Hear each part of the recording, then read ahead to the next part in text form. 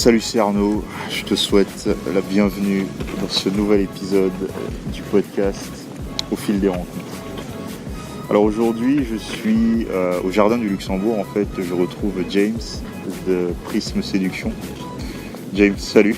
Yo, comment ça va? Moi ça va très bien, et toi, depuis qu'on s'est retrouvés tu avais l'air un peu fatigué, comment tu te sens maintenant avec le soleil? Ouais, moi je me sens un peu mieux, comme une petite fleur qui commence à... Je sais même pas comment on dit. Qui grandit, ouais. J'ai envie qu'on discute dans cet épisode en fait d'un concept que tu m'avais introduit à l'époque quand tu habitais encore à Strasbourg.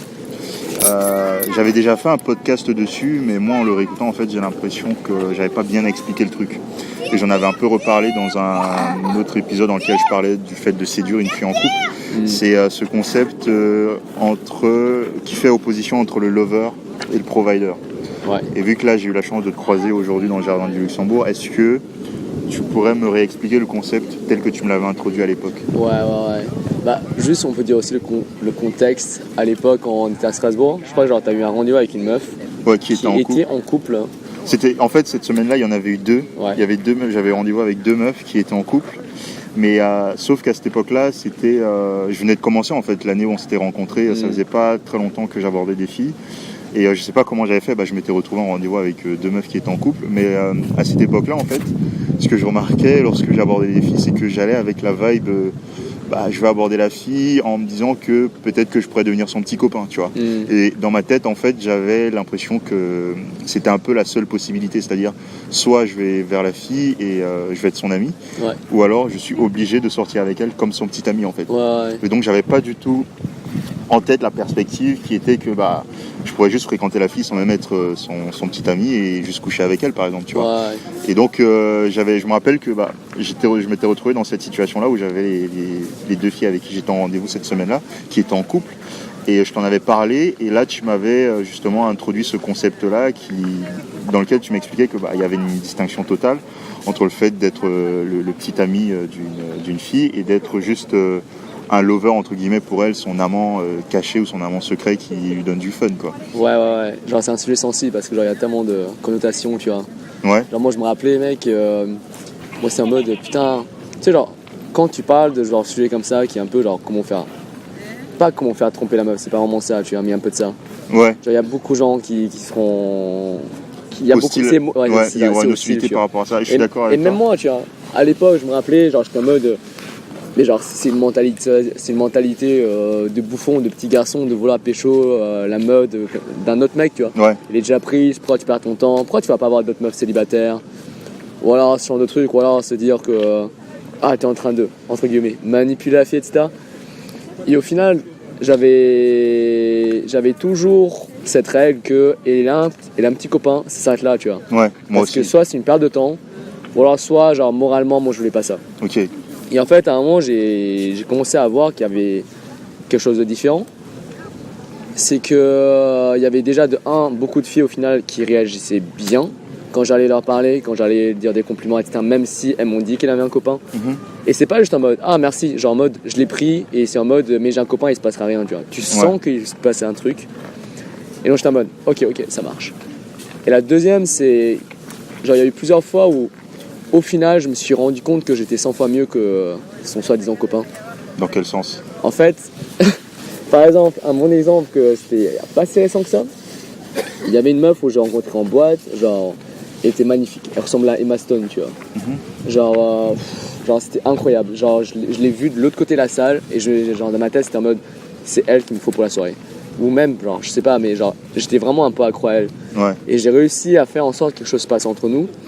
Mais je pouvais vraiment pas aller plus loin, genre je pouvais même pas aller jusqu'à l'embrasser parce qu'elle avait un copain. Elle m'avait prévenu, elle avait un copain, etc. Et j'étais en mode bon ok ça marche, y'a pas de soucis et tout. Elle a un copain, elle me l'a dit. Donc moi j'étais à l'époque en mode, quand elle me dit qu'elle a un copain c'est qu'elle est pas intéressée. Elle m'a mis un stop, tu vois, j'étais en mode ok. Et en fait à la fin de la soirée je lui ai dit tu sais quoi, genre j'ai vraiment adoré le moment qu'on a passé ensemble. Je sais que t'as un copain mais si un jour tu break up avec lui, genre je veux que tu me rappelles, et même si c'est dans 6 mois ou dans 2 semaines, je m'en fous, je veux genre que tu m'envoies un message pour me dire hey genre James, je suis plus en clou, genre je veux qu'on se prenne un café, tu vois. Ok.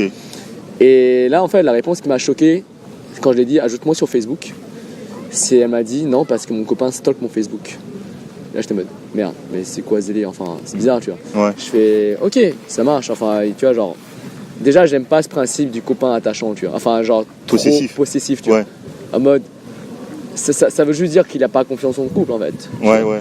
Ça veut dire il est obligé d'être H24 connecté ou alors en train de regarder le profil de sa meuf pour voir qui l'ajoute ou tu vois. Ouais. Et je suis en mode bon, ça arrive. Je fais bah tu vois, enfin au pire passe-moi ton numéro, je t'envoie un message comme ça t'as mon numéro aussi. Et là il me dit non mon copain regarde aussi mon portable. Et là dans ma tête je fais putain genre je sens que ce connard c'est un gros bouffon tu vois. Ouais. Je sens que c'est juste un gros bouffon possessif. Mais en général, je pense que ça trahit un peu une insécurité de la part du mec. Exactement, et c'est ça, c'est une grosse insécurité, ce qui veut dire que le mec, s'il est insécure, c'est qu'il est forcément pas à la hauteur en fait de cette fille, parce qu'il se dit à chaque fois, elle est tellement belle, elle est tellement incroyable, je suis sûr qu'il y a plein de mecs plus cool que moi qui la veulent, tu vois. Et c'est juste que moi je l'ai eu par chance ou pas, je sais pas pourquoi. Donc, à la place de se dire, elle va rester avec moi parce que moi je vaux le coup aussi, il se dit je suis obligé d'utiliser des stratagèmes, enfin ou je sais pas, être possessif pour essayer de la faire rester auprès de moi le plus possible, tu vois. Ouais, en fait, le mec décrit comme ça, c'est-à-dire le mec il déplace en fait son énergie au lieu de se concentrer sur son couple avec la meuf, il se concentre vraiment sur le fait d'éloigner d'autres prétendants autour d'elle. Mec, t'as tout compris mec, c'est exactement ça. Mec, je pouvais pas le reformuler mieux que ça, tu vois. Et donc ça c'est typiquement, on va dire une technique, enfin je dis pas que ouais tu peux pas être jaloux, je dis pas ça, tu vois, t'es en couple, t'es heureux. Mais là, genre, il y a des extrêmes, et pour moi, c'est un gros extrême, et ça m'est arrivé beaucoup de fois de rencontrer ce genre de mec. Enfin, de rencontrer dans le sens où la meuf m'évoque ça. Ouais. Et je me dis, mais en fait, il y a des copains que je respecte, il y a des copains que je respecte pas. Et il y a des copains que je trouve que quoi que tu fasses, genre ce que tu dis, comment tu es, etc. Il y a des moments où genre, je me sens tellement pas cool, mais genre, je sais que j'ai un bon game, et je vais voir la fille, mais je sais pertinemment que même si elle me sourit, etc., genre, il se passera rien entre nous, tu vois. Ouais. Genre, elle me dit, j'ai un copain, mais je sens que c'est en mode. Je te respecte, James, je sens que tu es un mec extraordinaire, mais en fait, je suis avec mon copain et genre, c'est très bien, tu vois. Et je respecte ça, tu vois. Mais je sens que, maintenant que j'ai cette expérience, que genre, il y a vraiment un espèce de spectre entre le copain avec qui, genre, il peut rien se passer, et de toute façon, donc, ouais, il peut rien se passer, tu vois. Tu peux faire le meilleur game au monde. Ouais. Tu peux même être. Mais je pense que c'est le cas pour la majeure partie des filles quand même qui sont en couple. Ça. Ouais, je suis d'accord, ouais. Genre, je vais pas dire, ouais, toutes les meufs trompent ou genre une grosse partie, genre, enfin, il se passera rien en fait. Il se passera rien, ou alors dans des très rares situations où en mode peut-être star social, il est un peu bourré, genre des trucs un peu chelous. Ouais. Mais en mode approcher dans la rue, en boîte, il y a vraiment très peu de chances qu'il se passe un truc. Et donc, ouais.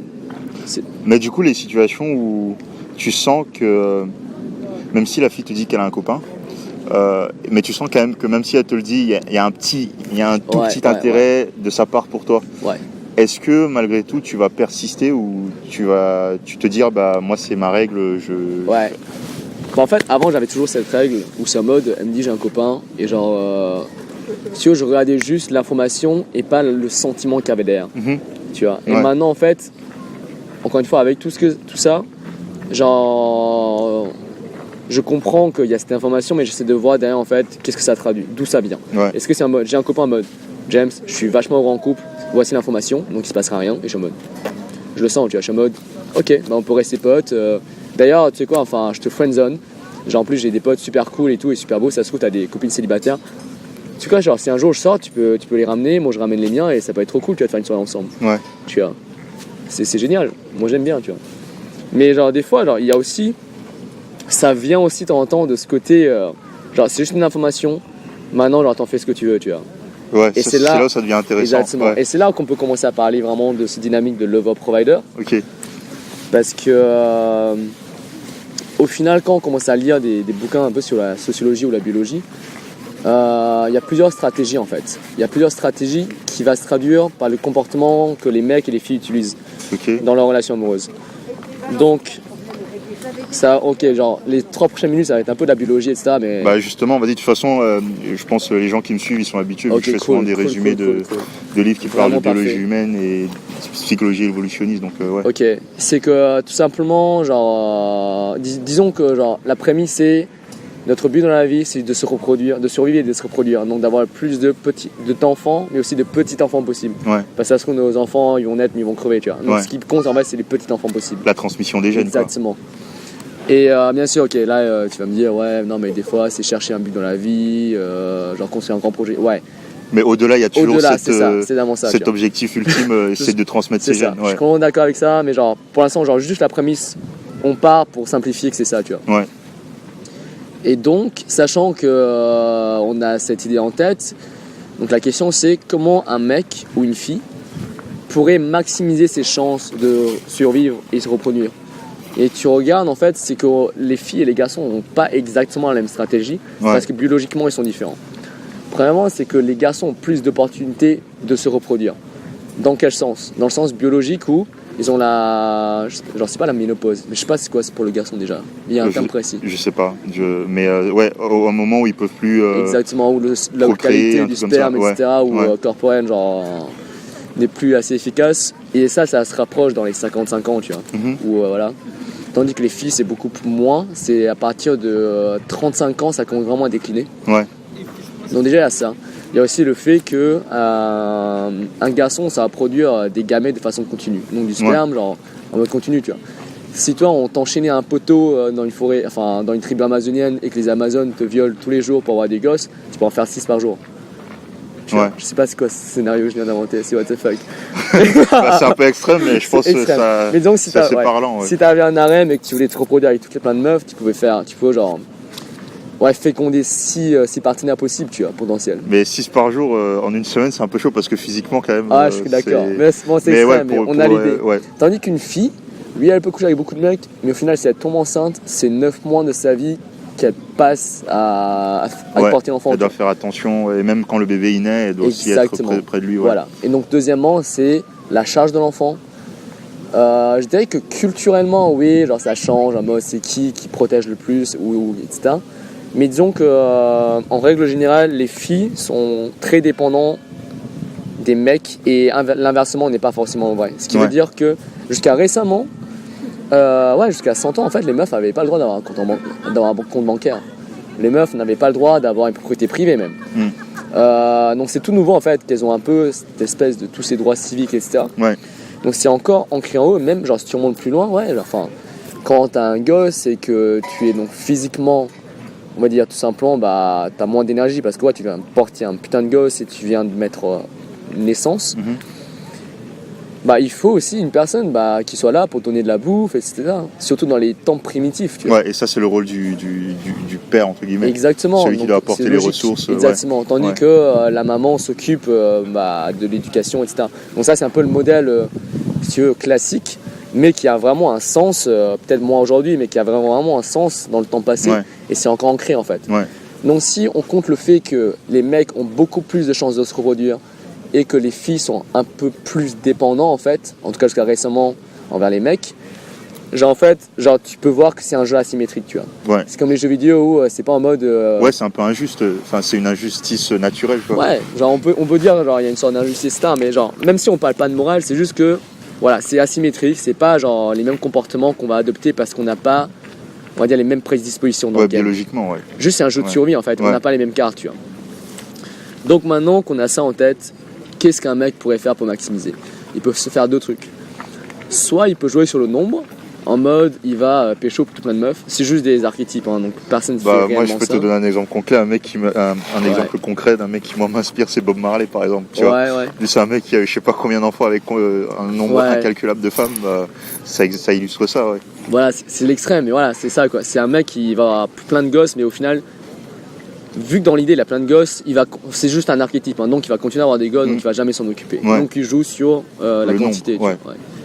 Tandis qu'il y a des mecs qui ont joué sur la qualité. Donc il va peut-être avoir 2 ou 3 enfants avec une seule fille, mais il va s'occuper beaucoup d'elle. Tu vois. Il va mettre à disposition toutes ses ressources et son énergie pour le développement, la croissance des enfants. Exactement. Donc il joue pas sur la quantité, mais il joue sur la qualité en fait, de la survie. Donc, et aussi, on remarque qu'il n'y a pas tout le monde qui a accès au jeu de la quantité. Parce que pour ça, il faut séduire beaucoup de filles et beaucoup de mecs n'arriveront même pas à séduire une seule fille, tu vois. Donc il y a aussi ça. Donc déjà, ça c'est une inégalité entre nous les mecs. Exactement. Parce qu'encore une fois, c'est un jeu de survie, mais c'est aussi c'est une compétition dans ce jeu. Donc voilà, donc si on résume, il y a 2 stratégies potentielles pour les mecs, qui est soit la quantité, soit la qualité, et qu'il y a seulement une petite, pas infime, mais il y a une petite population des mecs qui peuvent juste jouer sur la quantité. Donc coucher avec plein de meufs en fait. Ouais.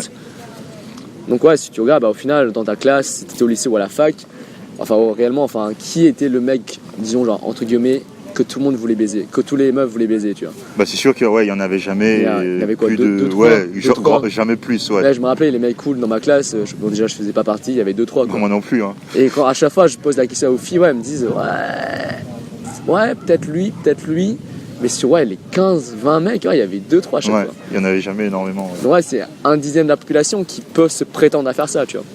Mais juste, je vais quand même apporter une précision, parce que ça me fait penser en fait à un livre que j'ai lu récemment. Ouais. Et dans ce livre, je crois que c'était The Evolution of Desire de David Boss. En fait, il a expliqué que ces hommes-là, ces mecs-là qui arrivaient comme ça à faire de la quantité, et qu'ils étaient peu nombreux, c'est parce qu'en fait, ils avaient des caractéristiques que la plupart des mecs n'avaient pas. Ouais. Au niveau, en fait, c'était...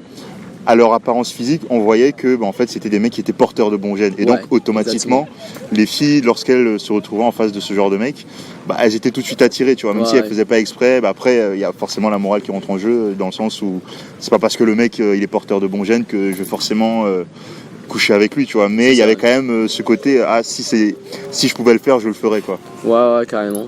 C'est en fait ça, en fait. C'est que, on a juste intérêt à se reproduire avec le partenaire qui a les meilleurs gènes possibles.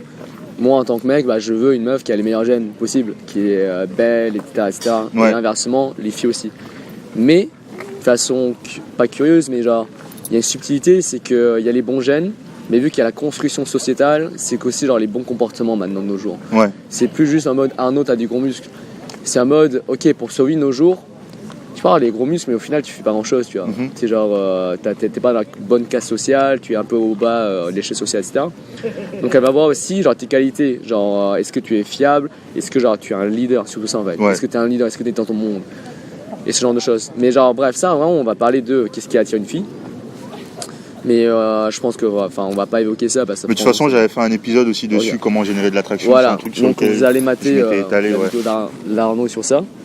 Donc pour résumer, c'est juste que il y a les bons gènes en tant que physique, taille, beauté, mais il y a aussi une grande partie qu'on appelle tout simplement le game en fait, si on résume ça, les bons comportements qui font en sorte que tu es attirant. Donc, et maintenant voyons voir le côté des filles, tu vois. Donc si tu regardes dans ce jeu asymétrique, c'est que oui, les filles, tout simplement, elles vont voir le meilleur partenaire potentiel possible, tu vois. Brad Pitt, ou Ryan Gosling si possible. Ou Leonardo DiCaprio. Exactement. Des mecs comme ça, ouais. Mais paradoxalement, si vous vous souvenez, il y a toujours ce côté, elles ont besoin d'un mec pour survivre. Parce que si ce mec part, c'est un peu galère dans la nature, tu vois. Ouais. Et même, encore une fois, dans les années, même 1950, quand t'étais une mère célibataire, là... C'était mal vu. C'était mal vu, en fait. C'était mal vu, ouais. Parce que, les filles, seulement, elles n'avaient pas encore cette indépendance. C'était pas que c'était mal vu, mais c'était juste en mode, tout le monde le regardait en mode, elle est fucked up. Elle s'est foutue pour elle, tu vois. Elle va plus jamais retrouver un mec, blablabla. Donc c'est juste que, ok, donc il y a toujours cette pression de est-ce que ce mec va rester? Et quand t'es Bob Marley et que t'as 20 gosses et que t'es une célébrité mondiale avec un putain de charisme fou, donc la fille, c'est chaud de retenir ce mec. Mais ce qui est un peu, on va dire, un peu pas vicieux, ok, on va pas faire de jugement moral. Moi je préfère que tu dises les choses clairement, c'est pas la... Ouais, mais donc tout simplement que,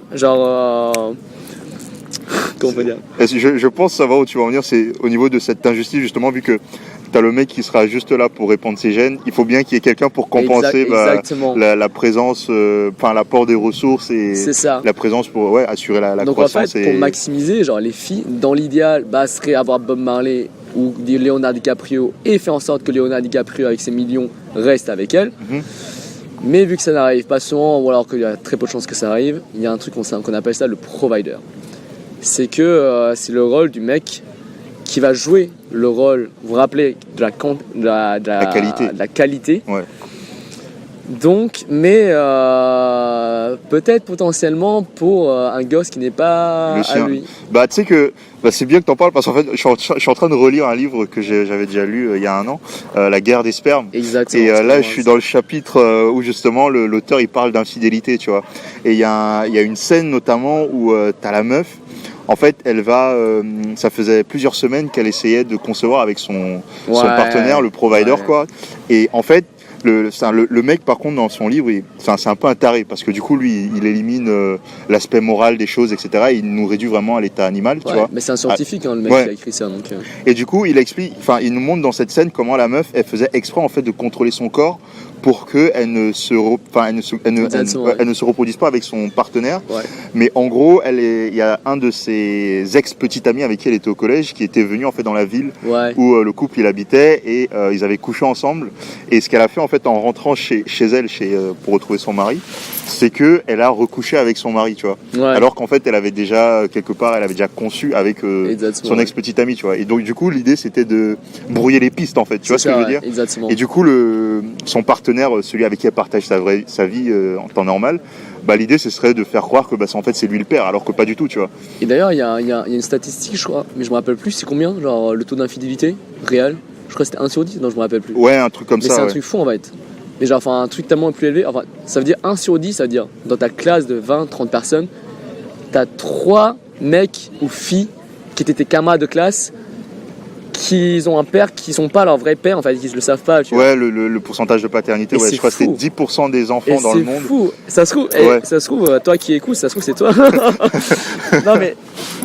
Non, bref. Donc, c'est pour dire qu'il y a ce côté où, pour maximiser, oui, il y a ce côté faire en sorte que Leonardo DiCaprio reste, mais il y a aussi ce côté, on peut tout simplement se reproduire avec ce mec attirant, mais qui n'est pas forcément aussi stable émotionnellement, mais qui n'a pas une situation aussi stable, et au final rester avec lui. Ouais. Donc c'est toujours un espèce de jeu où c'est marrant parce que les providers vont condamner les lovers en fait, parce que bien sûr eux c'est un peu le petit rat qui va. C'est lui qui a toutes les femmes, quoi. C'est ça. C'est lui qui a toutes les femmes. Donc c'est un peu en mode il protège un peu. Il protège un peu, si tu veux, genre son grenier à grains. Ouais. Et nous, les petits lovers, on est là comme des souris à venir et à picoter dedans, tu vois. Ouais. C'est un peu ça. Mais je pense qu'il faut quand même préciser un truc parce que je sais que moi j'avais fait une vidéo sur le sujet, sur l'infidélité des femmes et ça avait suscité pas mal de réactions. Mais tu m'étonnes. Ce qu'il faut comprendre aussi, c'est que en fait, c'est pas des trucs qui sont de l'ordre de. C'est pas rationnel en fait, c'est-à-dire que ni l'un ni l'autre ne prend la décision comme ça de se dire moi je vais aller piquer la meuf d'un autre ou la meuf va se dire je vais aller me reproduire avec lui parce qu'il a des bons gènes. C'est juste en fait c'est notre instinct primitif quoi qui revient. Exactement. Mais justement pour limiter ça, il y a cet aspect moral que l'on a en fait, c'est-à-dire on a toujours le choix, on a des valeurs, se dire l'infidélité moi c'est pas mon truc, mais il y a quand même cet aspect primitif qui est en nous qui est encore très présent aujourd'hui. C'est ça. Et donc je pense qu'il faut en tenir compte quand même. Et d'ailleurs c'est marrant parce que comme tu as dit la morale, cette morale qui a été... De toute façon, la morale, ça a été toujours instauré par, on va dire... Ouais, c'est une instauration humaine. C'est ça. C'est soit, en fait, mais c'est instauré soit par une majorité, mais plus souvent, c'est par une élite. Ouais, c'est déguisé, en fait. Ça peut prendre la forme des religions, par exemple. C'est ça. Les religions, ou même dans notre éducation, le conditionnement social, mais juste etc. pour dire que ça vient d'où ce fait que, même moi, il y a quelque temps, qui me disait, si elle me dit que j'ai un copain, je m'arrête là. Alors qu'au final, dans la vraie vie, tu commences à remarquer que c'est tellement gris en fait. Encore une fois, je répète, si on est dans une zone grise, même si tu regardes les relations, ça donne quoi ? Ça donne juste genre deux courbes. Je peux pas dessiner avec mes mains parce qu'on voit pas. Ouais. Mais disons, genre, ça fait 2 cloches, genre qui montent, qui descendent et qui remontent.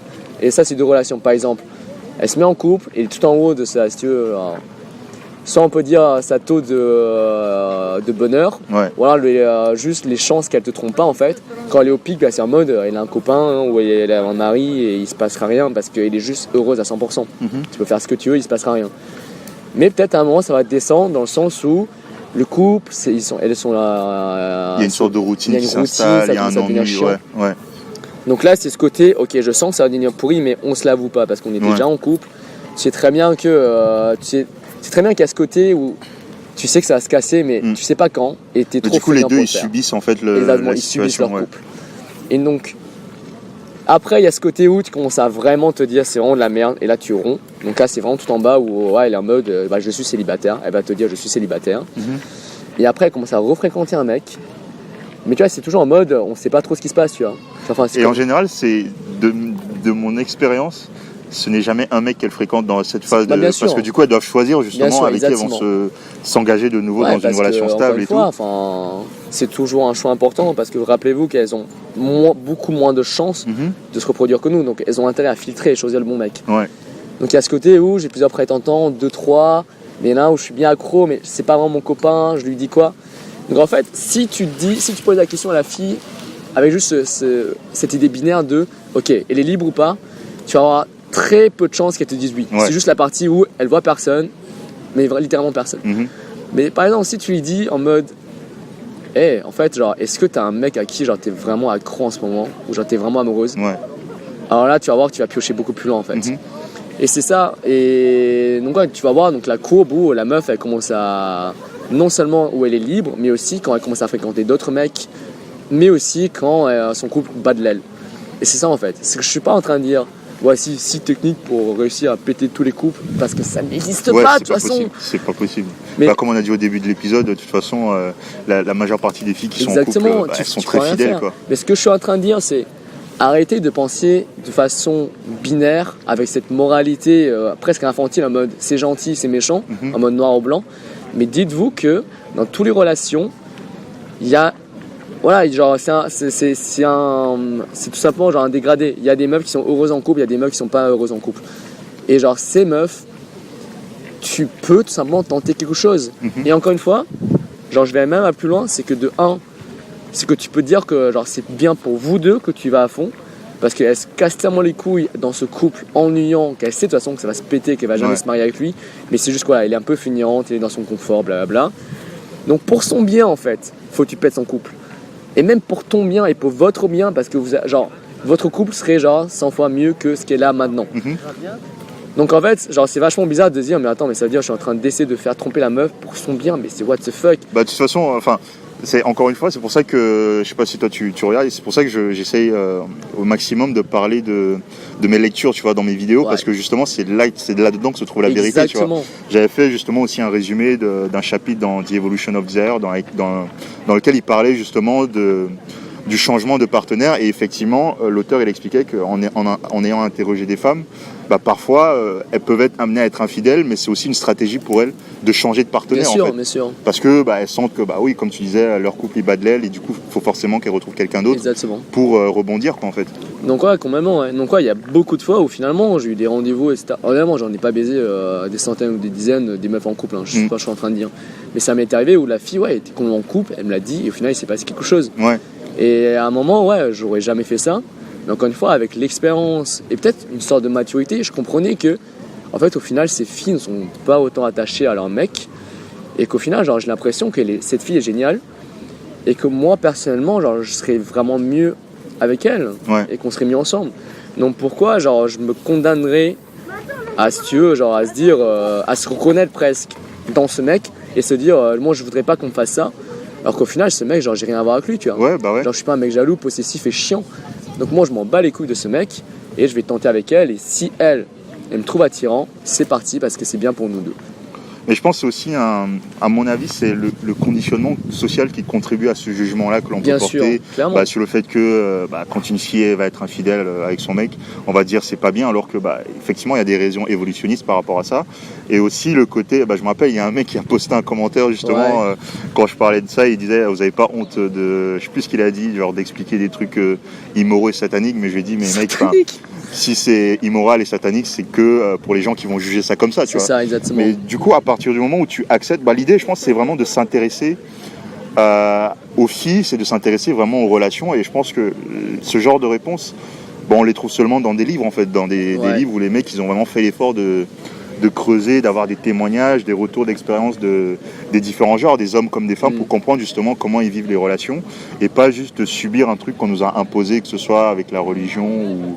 Après, je suis pas en train de dire que la religion, la société, c'est pas bien, mais je pense qu'il faut quand même s'ouvrir suffisamment l'esprit pour comprendre un peu comment les relations ça marche. Sinon, bah, on fait les rencontres d'une mauvaise façon, on vit sa vie de couple d'une mauvaise façon, parce que finalement, c'est des choses qu'on n'apprend même pas à l'école, tu vois. Ouais, bien sûr. Et quand tu te retrouves en train de vivre ton truc, bah, ça se passe mal, tu comprends pas pourquoi. T'es là à te lamenter sur ton sort, et alors que bah, si t'avais eu là, justement cette intelligence et cette curiosité de savoir comment ça marche, bah, tu subirais pas ta vie sentimentale, quoi. Exactement. Bah, comme dirait, genre, c'est vraiment les deux arguments qui reviennent plus souvent. C'est en mode 1, c'est immoral. Et donc, comme dit, genre, c'est pour ça, depuis avant, je précise à quel point, où au final, bah, c'est le choix de la fille aussi. Enfin, les filles sont pas juste genre une espèce de, je sais pas. J'ai l'impression que les mecs qui jugent un peu les filles comme ça, enfin, j'ai l'impression qu'ils réduisent des filles un peu à des filles qui réfléchissent pas. C'est ça, en mode, des êtres qui réfléchissent c'est en mode, pas. il y a un mec qui vient, qui va sortir 2 phrases d'accroche et la meuf va se faire manipuler. T'es en mode, mais genre, t'as une sœur, t'as eu ta mère, enfin, genre, tu vois que c'est juste genre, des êtres humains, enfin, capables de réfléchir par elles-mêmes. Bah ouais. Donc si elle a toutes les cartes en main, donc elle sait très bien, genre, son copain, qu'est-ce qu'il vaut, et toi, qu'est-ce que tu vaux. Donc au final, si ta valeur, entre guillemets, dans le marché sexuel est meilleure, laisse le choix à elle. De toute façon, c'est toujours elle qui ont le dernier mot. Donc ouais, enfin, tu peux pas les obliger, tu vois. Enfin, si genre elle est juste accro à son mec, tu peux juste rien foutre, mec. Donc de toute façon, voilà. Donc c'est juste ce côté, genre, arrêter de penser en mode, genre c'est immoral, etc. Et deuxième, en fait, c'est ce côté même, genre comme t'as dit, genre biologique, tu vois. Ouais. Genre, c'est ancré en nous. Hein. Ouais, genre, attends, non, c'était quoi en fait? Je pense aussi l'aspect dont tu parlais au début de.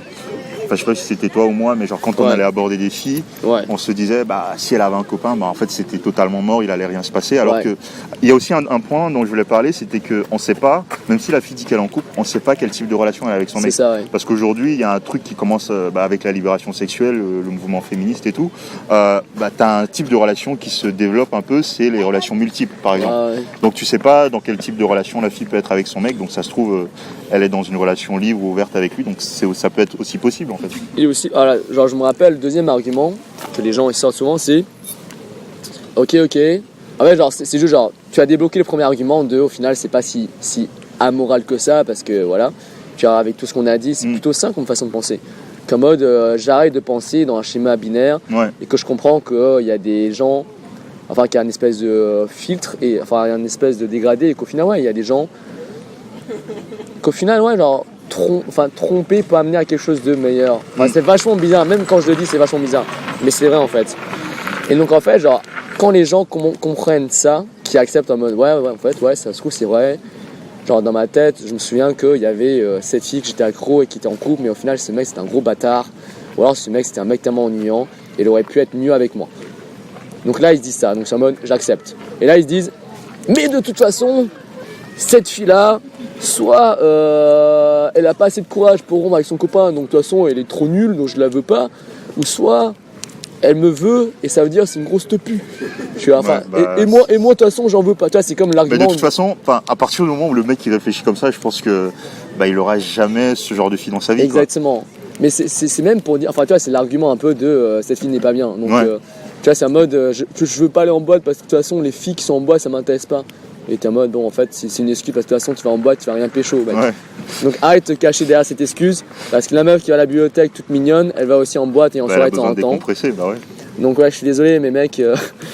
Donc, c'est tout ça pour dire que vraiment, genre, les mecs qui pensent comme ça, il faut vraiment qu'ils commencent à genre, s'ouvrir l'esprit et commencent à lire les bouquins que t'as dit, genre Sperm Wars, etc. Parce qu'en fait, Evolution of Desire, ils doivent comprendre qu'en fait, les règles ne sont pas comme ça en fait. Genre, le fait que. Comme tu as dit, il y a des filles qui veulent trouver un autre route de secours avant de quitter son mec. Et c'est pas qu'elle le veut ou qu'elle est faible, c'est juste que j'ai une pression sociétale pour ça réellement. Encore une fois, il y a 50 ans, quand tu étais mère célibataire ou quoi que ce soit, quand tu n'étais pas en couple, à l'âge de. Même marié à l'âge de 23 ans, c'était très mal vu. Même un peu moins, je crois. Ouais. C'est ça. Donc en fait, et au final, c'est resté ancré ce côté où les filles n'aiment pas être célibataires. Donc déjà, il faut que tu comprennes ça. Et deuxièmement, genre, c'est tout ce côté lover-prider. Il faut que tu comprennes qu'il y a cette dynamique qui existe et que les filles, c'est pas un truc conscient en mode qui est lover, qui est provider. C'est juste un ressenti, comme tu as dit, intuitif. Et que les meufs, en fait, genre, il y a le rôle du mec, on va dire, qui est là pour être là, tu vois, entre guillemets. Ouais, il est là tout le temps, quoi. Ouais, et ce mec attirant, intelligent, charismatique, qui a du leadership, qui peut être toi.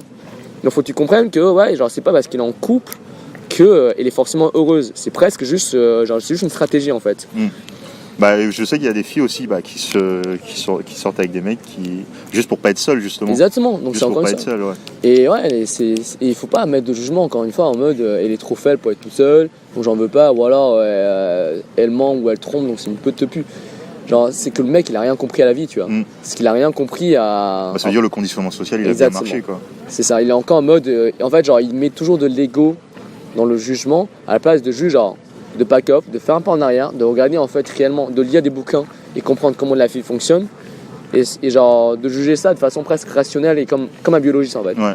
Et surtout expérimenter aussi. Je pense un mec qui va passer beaucoup de temps avec les filles, il sera pas tenté de juger les filles de cette façon-là. Exactement, ouais. Non, bon, et même en fait, genre c'est plus important parce que genre ce genre de mec, c'est le genre de mec qui finalement c'est juste des providers.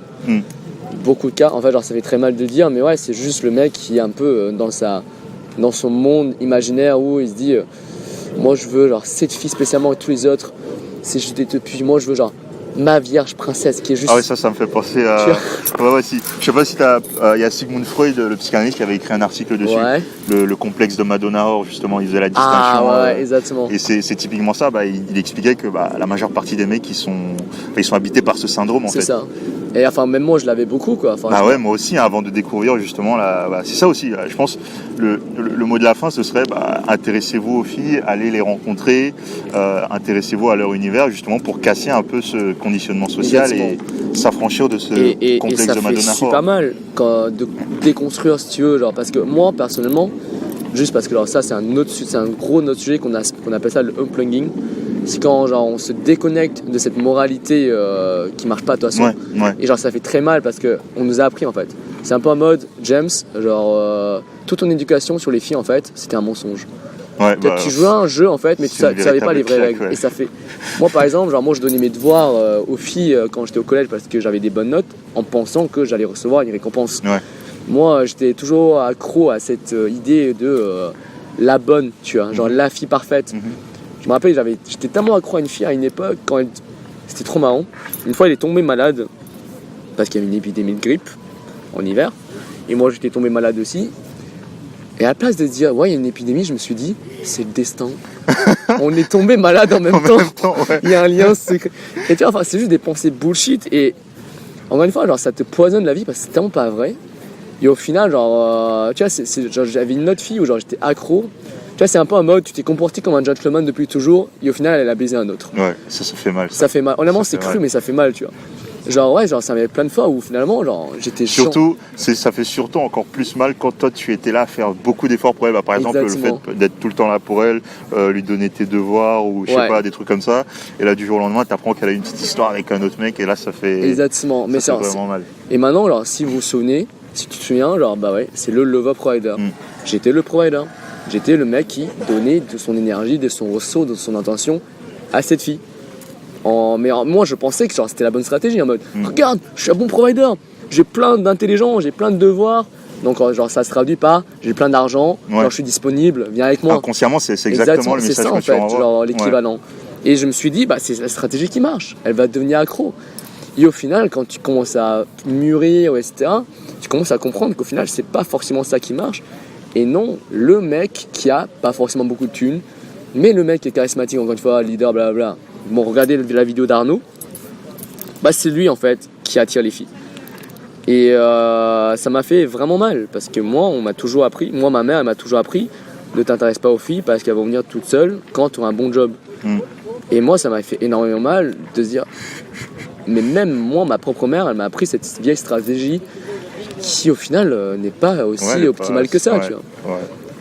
Mais du coup, ce serait quoi ton mot de la fin justement pour inviter les mecs à davantage s'ouvrir l'esprit par rapport aux filles? Déjà, si vous êtes resté jusqu'à la fin de la vidéo, enfin du podcast, genre bravo à vous, parce que c'est un sujet assez complexe qu'on ne parle pas beaucoup et surtout qui parle beaucoup d'ego en fait, parce que on se reconnaît toujours dans, même si on parle de façon presque scientifique, donc sans jugement, on est toujours impliqué dedans en fait, émotionnellement. Donc si c'est nouveau pour toi et que genre t'as réussi à à pas genre rage quitte la vidéo, bien joué. Genre c'est vraiment, comme a dit Arnaud, intéresse-toi aux autres vidéos, genre aux autres livres et ça qui parlent de ça. Les deux principaux, c'est La guerre des spermes de Robin Exactement. Baker et The Evolution of Desire de David Boss. De toute C'est façon, ça. je les mettrai en description. Voilà. Et si tu t'es pas forcément satisfait de ta vie amoureuse et que tu dis que tu as envie de faire plus de rencontres, genre de juste même genre apprendre sur toi-même et apprendre sur les filles, sur les femmes, commence à mater genre tout ce qui est game en fait. Le game, c'est tout simplement genre l'apprentissage de la séduction, du développement personnel. Donc regarde des vidéos de game, de séduction. Donc par exemple moi j'ai genre un peu de autopromotion, mais genre j'ai ma chaîne qui parle beaucoup de ça avec cet angle. Ouais, je mettrai aussi le lien dans la description, Prisme Séduction. Exactement, ouais. Et même les autres vidéos d'Arnaud, voilà, ça parle de game aussi. Il y a certaines vidéos qui parlent de game. Donc ouvre-toi à ça. Et surtout, je dirais, sors et pratique, quoi. Va rencontrer des filles, passe du temps avec elles, et ce sera la meilleure façon finalement d'apprendre à les connaître et comprendre leur univers, quoi. Voilà. Donc voilà, moi je dirais que c'est ça le mot de la fin. Donc voilà, moi je te remercie du coup de nous avoir suivis jusqu'ici, ça fait presque 40 minutes qu'on parle. Ouais. Je te dis à bientôt dans une prochaine vidéo, à bientôt dans un prochain podcast. Et comme toujours, je t'invite à garder le sourire au fil des rencontres. Salut.